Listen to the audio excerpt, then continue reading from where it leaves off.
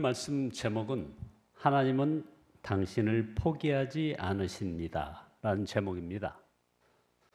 사무엘하 12장 1절에서 25절까지 말씀 중에 일부를 가지고 여러분과 함께 은혜를 나누고자 합니다.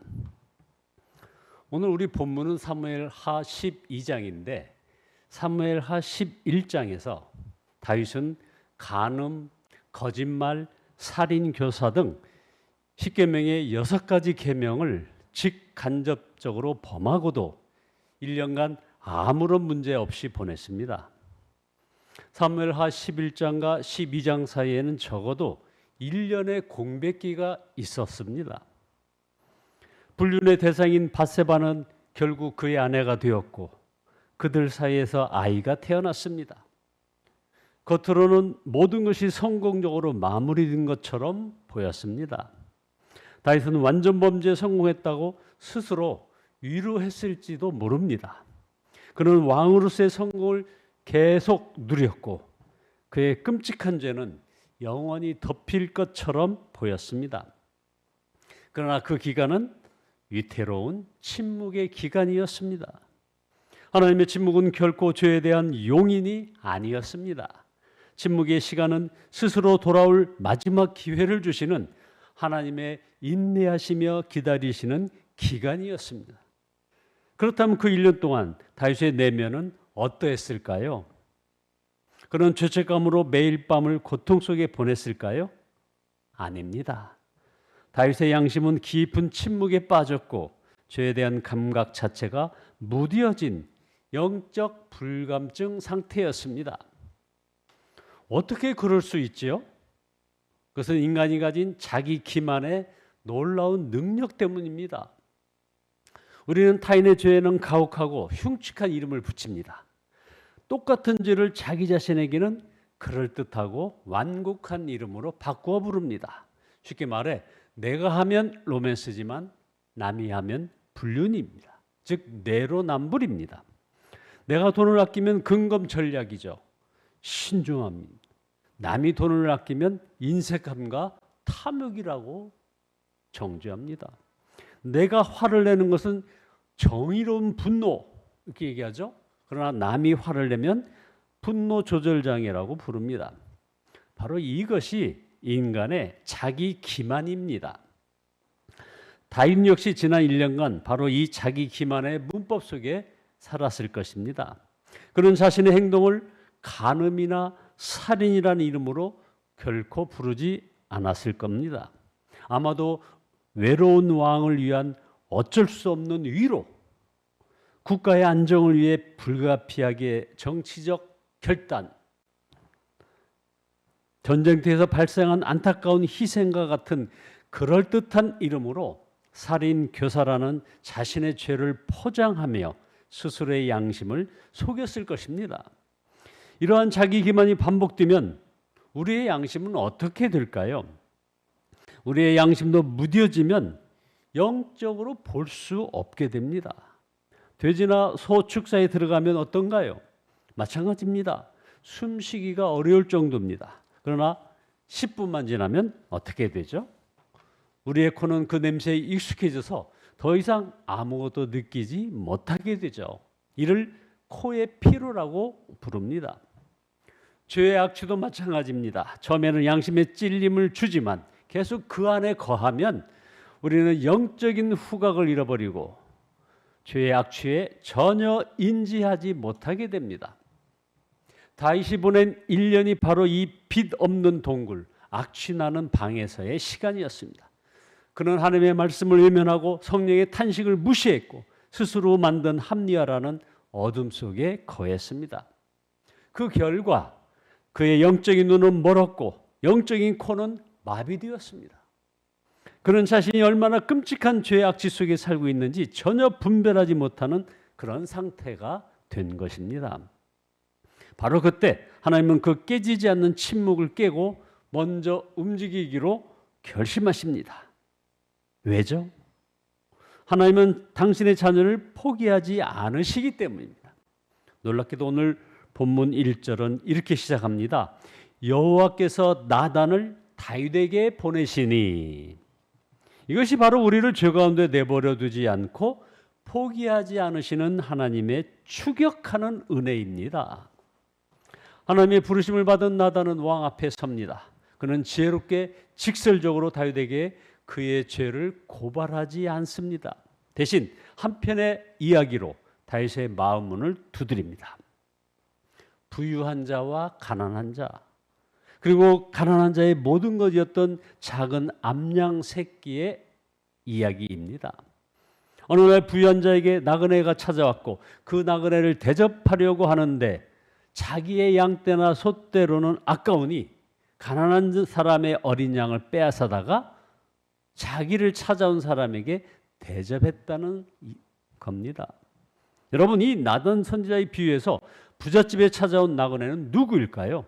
그 나그네는 바로 다윗의 눈을 통해 그의 내면에 찾아온 정욕을 상징합니다. 다윗은 방황하는 눈을 통해 들어온 정욕이라는 이 나그네를 맞아들이지 말았어야 했습니다. 그러나 다윗의 죄는 이 다윗이 이 내면의 나그네 정욕을 대접하기 위해, 즉 자신의 통제되지 않은 욕망을 만족시키기 위해 남의 하나뿐인 양 우리아의 아내를 빼앗는 끔찍한 죄를 저지른 것입니다. 여러분, 우리의 생각에 드는 모든 생각이 우리의 생각이 아닙니다. 사탄이 천사로 가장하여 나타날 수도 있고 정욕과 탐욕의 나그네로 변장하여 들어올 수도 있습니다. 그러면 우리가 보고 듣는 것을 주의해야 합니다. 이 이야기를 듣는 다윗의 마음은 어땠을까요? 그는 자신의 내면에 찾아온 그 나그네의 정체는 깨닫지 못한 채 부자의 악랄함에 분노합니다. 사무엘하 12장 5절 6절에 보면 다윗은 그 부자가 못마땅해서 몹시 분개했다고 얘기하고 있습니다. 그래서 나단에게 얘기합니다. 주께서 확실히 살아계심을 두고 맹세하지만 그런 일을 한 사람은 죽어야 마땅합니다. 또 그가 그런 일을 하면서도 불쌍히 여기는 마음을 전혀 갖고 있지 않으니 그는 마땅히 그 어린 암양을 4배로 갚아줘야 합니다. 몇 배요? 4배라고 얘기했습니다. 다윗은 크게 분노합니다. 그리고 자신이 통치하는 이 나라에 이런 불의한 일이 있을 수 있냐는 겁니다. 그런데 바로 이 장면에서 우리는 자기의의 맹목성이 얼마나 무서운지를 보게 됩니다. 사람이 자기의에 빠지면 첫째, 늘 매사가 판단적이고 남의 죄는 기가 막히게 보면서도 자기 죄는 보지 못하고 타인에 대해 무자비하게 됩니다. 자신의 눈에 들보는 보지 못하고 타인의 티끌만 보는 겁니다. 다윗이 그러했습니다. 바로 그때 나단은 말씀의 거울을 다윗의 얼굴 정면에 들이밉니다. 그리고 그의 인생에서 가장 충격적인 한마디를 던집니다. 사무엘하 12장 7절에 나단이 다윗에게 이르되 당신이 그 사람이라. You are the man.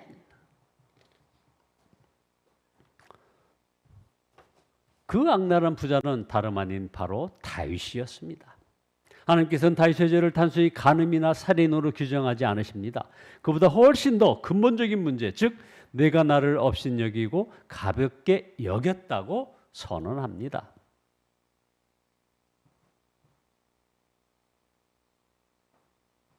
전도사님 없어도 돼요? 왜 그의 죄가 하나님을 업신여긴 것일까요? 그가 하나님의 명백한 율법 위에 자신의 욕망을 올려놓았기 때문이고 더 나아가 하나님의 선하심과 풍족하심을 업신여겼기 때문입니다. 하나님이 주신 모든 것에 만족하지 못하고 충신 우리아 장군의 그 하나뿐인 아내를 탐낸 것은 지금까지 그에게 베풀어 주신 하나님의 선물과 은혜에 대한 모욕이었습니다.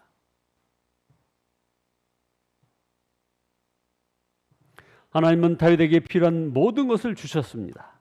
그런데도 감사하지 않고 탐욕을 부렸습니다. 안타깝게도 하나님을 멸시한 죄의 대가는 무거웠습니다. 사무엘하 12장 10절은 아주 무서운 말씀을 하고 있습니다. 너는 이렇게 나를 무시하여 햇사람 우리아의 아내를 빼앗아다가 내 아내로 삼았으므로 이제부터는 영영 내 집안에서 칼부림이 떠나지 않을 것이다. 내 집에 재앙을 일으키겠다는 겁니다. 이 끔찍한 징계의 선고가 그의 심장에 비수처럼 꽂혔습니다. 여러분, 이 선고 얼마나 무서운 것인지 우리는 잠시 멈춰 생각해 보아야 합니다. 이것은 막연한 위협이 아니었습니다. 왕조의 안정과 자녀의 번성이 왕에게 가장 큰 복이었던 그 시대에 그의 집, 그의 가정, 그의 가장 깊은 곳에 칼, 즉 폭력과 배신과 죽음의 그림자가 영원히 머물 것이라는 선고였습니다. 실제로 이 예언은 다윗의 남은 생애를 잔인하게 뒤따랐습니다. 자, 그의 맏아들 암논이 이복누이 다말을 강간하는 끔찍한 죄를 저지릅니다.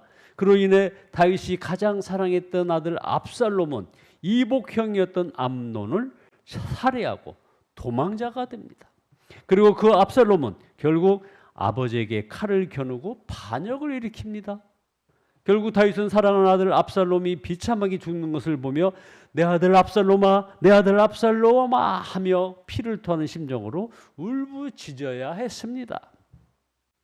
여러분, 이 모든 비극, 이 모든 칼부림은 어디서 시작되었습니까?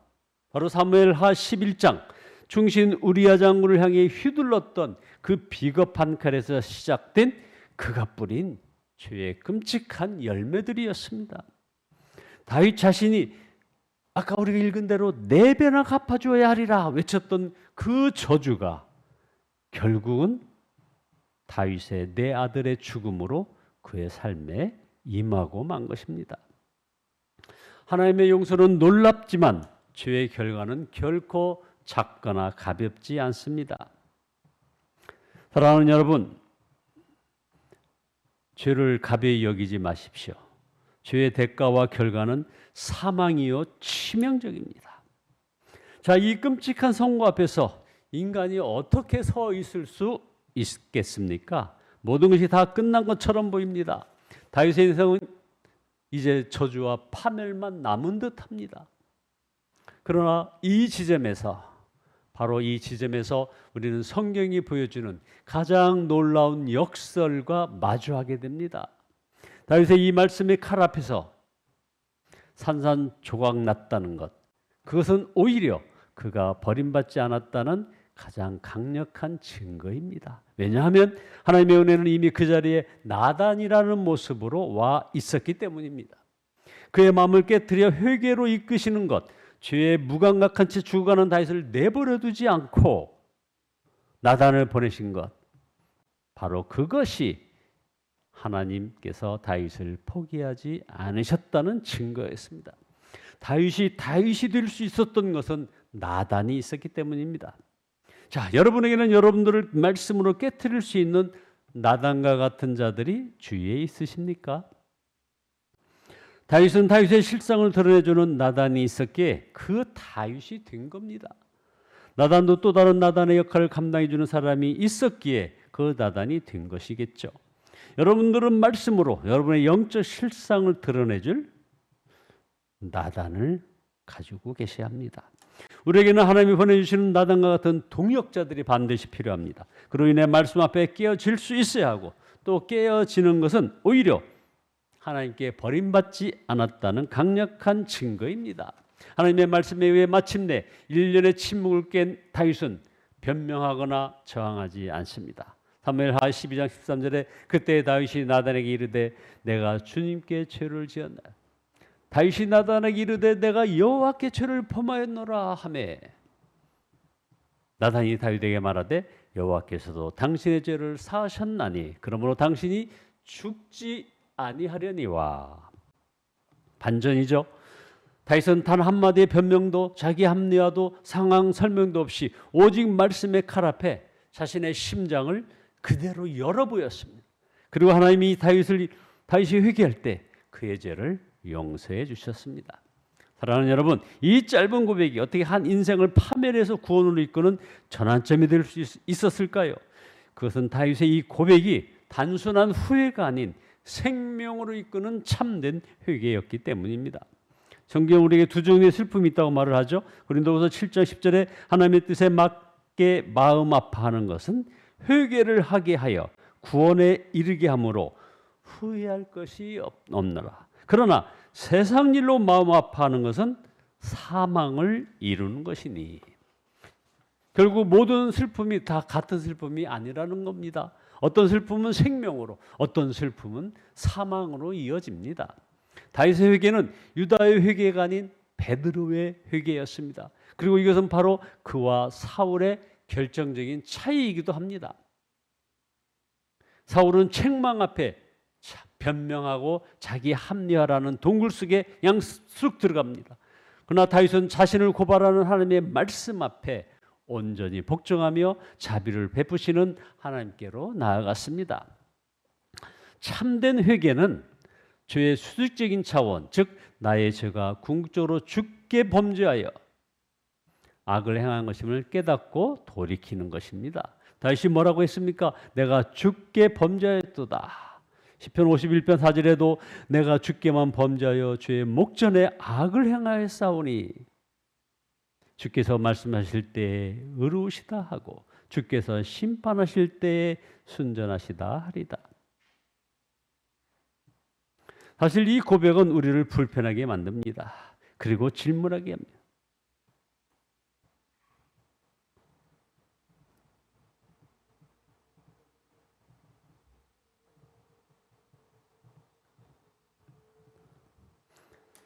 그리고 질문하게 만듭니다. 충신 우리아를 죽이고 그의 아내 밧세바를 범했으며 그의 충성스러운 구인들을 위험에 빠뜨리고 온 나라를 속였는데 어떻게 다윗은 죽게만 죄를 지었다고 말할 수 있습니까? 이것은 자기의 죄가 다른 사람에게 끼친 끔찍한 피해를 외면하거나 축소하려는 이기적인 변명 아닌가요? 결코 그렇지 않습니다. 오히려 이 고백이야말로 다윗이 자기 기만의 깊은 잠에서 깨어나 죄의 진짜 본질을 마주했음을 보여주는 가장 강력한 증거입니다. 다윗은 자신의 죄의 진짜 무게와 본질, 그 뿌리가 바로 하나님을 향한 반역이 있음을 비로소 깨달았다. 그래서 그는 수많은 피해자들이 있음에도 불구하고 가장 먼저 최종적인 권위자신 하나님 앞에 엎드려 내가 죽게만 범죄했다고 고백하는 것입니다. 따라서 죄의 문제를 해결하기 위해서는 현상인 수평적 죄의 문제를 넘어 그 뿌리인 하나님과의 깨어진 관계를 먼저 회복해야 합니다. 이것이 바로 참된 회개의 핵심입니다. 그러므로 참된 회개는 나의 죄가 거룩하고 선하신 하나님을 얼마나 슬프게 하고 그분의 마음을 아프게 했는지를 깨닫고 그 하나님과의 관계를 회복하기 위해 통회하는 마음으로 나아가는 것입니다. 여러분, 참된 신자의 표지는 죄를 아예 안 짓는 것이 아닙니다. 만일 우리가 죄가 없다고 하면 다 거짓말이요 위선입니다. 그리스도인들도 죄에 넘어질 수 있습니다. 그러나 핵심은 죄를 지었을 때 회개하라는 주의 부르심에 반응하느냐 아니냐. 회개의 부르심에 반응하는 것은 살아있는 신자의 표시입니다. 다윗의 진짜 위대함은 죄를 짓지 않는 무결점에 있었던 것이 아닙니다. 그의 삶은 흠으로 가득했습니다. 다윗의 진짜 위대함은 죄의 끔찍함을 깨달았을 때 철저히 회개함으로 결코 그 죄 가운데 계속해서 머물러 있지 않았다는 점입니다. 그는 넘어졌지만 넘어진 채로 계속 머물러 있지 않았습니다. 그는 추락했지만 추락한 자리에서 주저앉아 있지 않았습니다. 말씀을 듣고 회개하여 돌이켰습니다. 이것이 다윗의 위대하고 훌륭한 점입니다. 그러나 여러분, 더 위대한 분이 있습니다. 다윗을 포기하지 않은 하나님, 그분의 추격하는 은혜와 사랑이 더 위대합니다. 하나님은 예수 그리스도 안에서 저와 여러분을 결코 포기하지 않으십니다. 그분은 우리가 죄 가운데 머물러 있도록 내버려 두지 않으시기 때문입니다. 죄를 짓고도 아무런 일이 없다면 좋은 일이 아닙니다. 그것은 사생하여 버림받은 자라는 증거입니다. 그러나 죄를 짓고 징계를 당하며 회개의 길로 이끄신다면 그것이야말로 하나님이 여러분을 포기하지 않으셨다는 확실한 증거입니다. 이것이 바로 하나님의 추격하는 은혜, 포기하지 않는 사랑입니다. 다윗은 젊은 시절에 시편 23편을 지으며 여호와는 나의 목자가 되신다고 고백했죠. 그런데 그 목자가 어떤 목자입니까? 그가 이렇게 고백합니다. 시편 23편 6절에 내 평생의 선하심과 인자심이 반드시 나를 따르니 내가 여호와의 집에 영원히 살리로다. 여기서 따르리니로 번역된 히브리 원어는 라다프입니다. 이 단어는 단순히 뒤따라온다는 의미를 넘어서 추격하다, 쫓다, 사냥하다라는 훨씬 더 적극적이고 강렬한 의미를 담고 있습니다. 그렇습니다. 하나님의 선하심과 인자하심은 우리가 길을 잃고 죄의 덤불 속에 숨어 있을 때 우리를 포기하지 않고 사냥개처럼 추격하여 찾아내고야만은 목자의 끈질긴 사랑입니다. 사랑하는 여러분, 나단을 보내 다윗을 추격하셨던 그 은혜가 바로 오늘 우리를 추격하고 계십니다. 징계의 막대기와 지팡이마저도 우리를 안전한 길로 인도하시기 위한 그분의 추격하는 사랑의 도구인 것입니다. 하나님은 여러분을 포기하지 않으십니다. 죄 가운데 살도록 내버려 두지 않으십니다. 이런 양을 끝까지 찾아가서 징계의 막대기, 지팡이를 써서 쳐서라도 살리시는 분이십니다. 우리를 그냥 내버려 두실 수 없어서 우리가 세상의 거짓된 것에 안주하지 못하다. 때로는 우리의 삶을 흔들어서라도 우리를 찾아오시는 사랑입니다. 하나님의 이야기는 결코 징계에서 끝나지 않습니다. 그 마지막은 언제나 회복과 새로운 시작입니다. 하나님은 저와 여러분을 포기하지 않으시기 때문입니다. 우리를 향한 그분의 사랑은 죄의 절망과 징계의 아픔을 뚫고 기어이 우리를 찾아내시는 추격하는 사랑이요 은혜입니다. 비록 밧세바 사이에서 태어난 아들은 결국 죽습니다. 하지만 하나님은 그 죄가 시작되었던 바로 그 관계, 다윗과 밧세바 사이에서 새로운 생명을 허락하십니다. 아들이 태어났고 이름은 평화를 의미하는 솔로몬이었습니다. 그러나 하나님은 여기서 멈추지 않으십니다. 그분은 선지자 나단을 다윗의 책망을 위해 찾아왔던 바로 그 선지자를 이제는 축복을 위해 다시 보내십니다. 그리고 그 아이에게 두 번째 이름을 주십니다. 바로 여디디야입니다. 여디디야, 그 이름의 뜻은 여호와께 사랑을 입은 자입니다. 사랑하는 성도 여러분, 이 이름은 단순한 이름이 아닙니다. 그것은 끔찍한 죄와 징계 그리고 처절한 회개의 과정을 통과한 한 영혼을 향한 하나님의 최종 판결이자 사랑의 확증입니다. 하나님께서는 지금 온 세상 앞에 선포하고 계십니다. 다윗아, 내가 이 아이를 사랑한다. 내가 너의 실패와 죄악에도 불구하고 너의 가정을 향한 나의 언약을 계속 이어갈 것이다. 나는 너를 용서했을 뿐만 아니라 여전히 그리고 변함없이 너희를 사랑한다. 너는 내게 사랑받는 자 여디디야다. 자, 그렇다면 오늘 우리는 어떻게 이 여디디야의 은혜를 누릴 수 있습니까? 변함없이 너희를 사랑한다는 그 은혜를 어떻게 누릴 수 있습니까? 우리 역시 다윗처럼 끔찍한 죄를 짓고 하나님의 마음을 아프게 한 죄인인데 어떻게 감히 하나님께 사랑받은 자가 될 수 있단 말입니까? 그 답은 놀랍게도 나단이 들려주었던 비유 속에 숨겨져 있습니다. 나단의 이 이야기에 등장한 억울하게 죽임당한 하나뿐인 어린 양은 1차적으로는 우리아의 아내 밧세바를 상징하겠죠. 그러나 성경 전체의 빛으로 볼 때 그 어린 양은 밧세바를 넘어 훨씬 더 위대한 한 분을 가리키고 있습니다. 우리의 죄와 나그네라고 하는 욕망의 대가를 치르기 위해 대신 죽임당한 그 무고한 양, 주인에게 사랑받던 어린 양은 바로 하나님의 아들 예수 그리스도이십니다. 다윗은 자신의 죄에 대한 대가를 다른 생명, 그의 아들의 죽음이라는 끔찍한 징계로 치루어야 했습니다. 그러나 우리는 우리의 죄의 대가를 하나님의 아들의 죽음으로 완전히 용서받았습니다.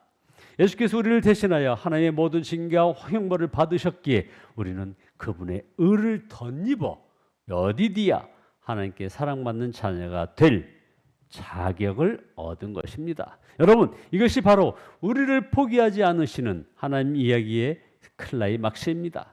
그분은 우리를 추격하여 죄를 깨닫게 하시고 우리가 진정 회개할 때 용서하십니다. 때론 사랑의 징계로 우리를 다루시지만 그분은 결코 우리에게서 그의 인자심을 거두지 않으십니다. 그리고 마침내 우리의 모든 깨어짐과 상처의 자리 위에 당신의 아들 참된 어린 양의 피를 통해 너는 여전히 내게 사랑받는 자라고 선포하시며 우리를 완전히 회복시키시는 하나님이십니다. 사랑하는 성도 여러분, 오늘 이 여디디아의 은혜, 실패를 넘어 부어주시는 하나님의 놀라운 회복의 사랑이 이 자리에 있는 저와 여러분 모두의 것이 되기를 주님의 이름으로 간절히 축원합니다. 아멘.